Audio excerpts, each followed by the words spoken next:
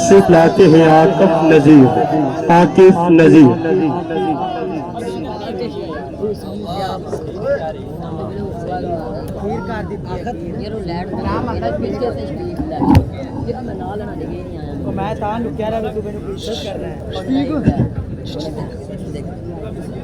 السلام علیکم ورحمۃ اللہ وبرکاتہ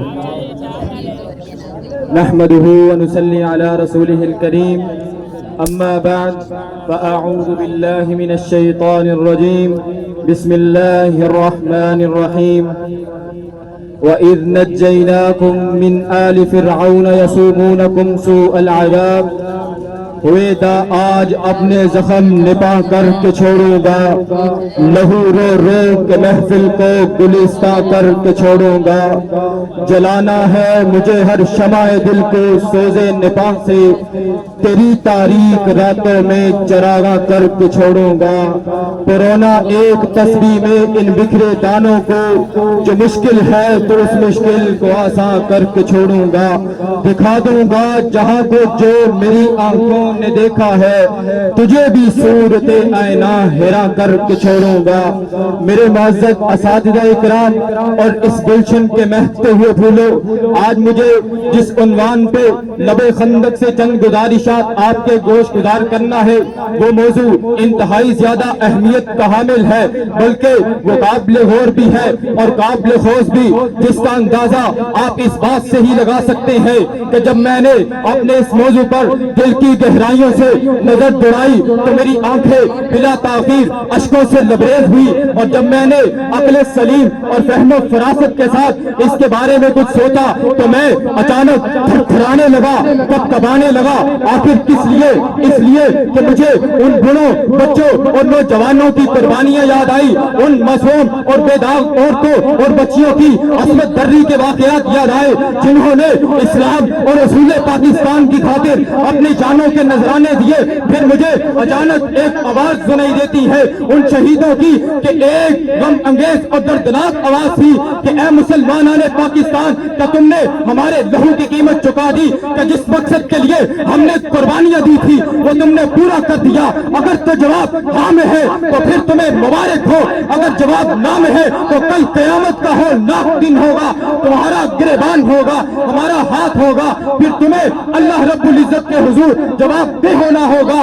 اے وطن تو نے پکارا تو لہو کھول اٹھا، تیری بچے اے وطن تو نے پکارا تو لہو کھول اٹھا، تیرے بیٹے تیرے جانباز چلے آتے ہیں، تیری بنیادوں میں ہے لاکھوں شہیدوں کا لہو، ہم تجھے گنج و عالم سے گرا پاتے ہیں۔ حضرات، میں موضوع کو آپ یقیناً سمجھ چکے ہوں گے۔ قصہ مختصر کہ جب میں نے تاریخ کا مطالعہ کیا تو مجھے پتا چلا کہ اس گرہ ارض پر صرف ایک ملک ایسا ہے جو کسی مقصد اور نظریے کے تحت حاصل کیا گیا، اور وہ ہمارا پیارا ملک پاکستان ہے، جس کے مقصد کے لیے ان خاک خون میں لتری ہوئی مسلسل کی جہاں طویل داستاں ہے جس سے رونگٹے کھڑے ہو جاتے ہیں۔ مقصد کیا تھا؟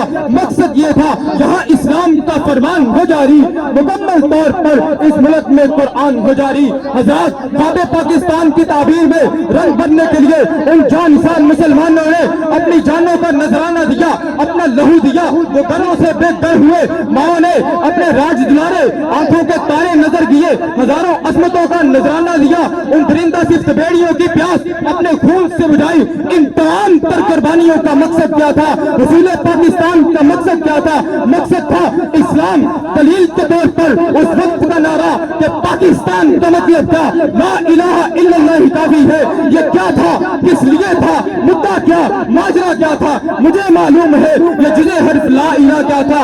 یہ ساری کوششیں تھی دین کی، ایمان کی خاطر، ہزاروں کلفتیں تھی ایک پاکستان کی خاطر۔ حضرات، ہر سال یوم پاکستان 14 اگست آتا ہے، اس دن ہر طرف خوشیاں منائی جاتی ہیں۔ یہ خوشی اور آزادی کا دن تو ضرور ہے، مگر اس دن کے چند تقاضے اور فرائض بھی ہیں جنہیں ہم نے پورا کرنا ہے۔ ان شہیدوں کے لہو کی قیمت کو چکانا ہے جنہوں نے اپنے لہو سے تاریخ کو رقم کیا، جنہوں نے آزادی کو چراغ اپنے خون جگر سے چلائے۔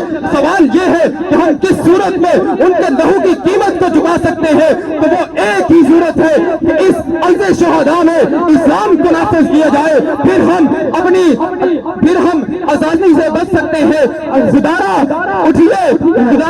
اٹھیے، ذرا توجہ کیجئے، اٹھو، میری دنیا کے غریبوں کو جگا دو، اٹھو، میری دنیا کے غریبوں کو جگا دو، کاخ امرا کے در و دیوار ہلا دو۔